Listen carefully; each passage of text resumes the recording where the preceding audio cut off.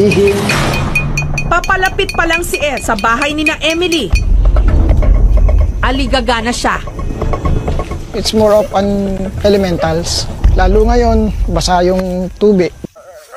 Ang video ni Mateo, nung di umano, sinapian siya. Napanood ng mga paring exorcist ng Charismatic Episcopal Church ng Hingoog City sa Misamis Oriental. Yung paglulutang pa lang, that is phenomenal eh. That is extraordinary. That is beyond human capacity to do it. Kahit ilang tao na nakahawak sa kanya sobrang lakas pa din hindi mapigilan. These will recover. Spirits of incubus, I break your unholy ties in the name of Jesus. Ito yung kit namin. Number 1 tool is the crucifix. We use the crucifix with Saint Benedict medal. Saint Benedict is the patron saint of exorcists. Holy water.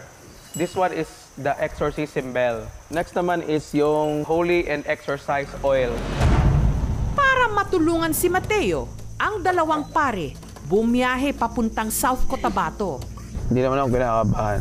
The only thing that would defeat the devil, the enemy, is our obedience and our loyalty. Makalipas ang mahigit 10 oras, narating na nila ang kinaroroonan ni Mateo.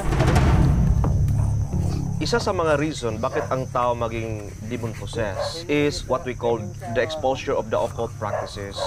O kaya they have this what we call generational curses. Kung ang nanay mo ay manggagamot, then yung mga spirits kasi na nandoon sa kanila, mapapasa yan sa next generation. Karaniwan yan, ang pinaka-immediate ni Ana is ang ilang mga anak.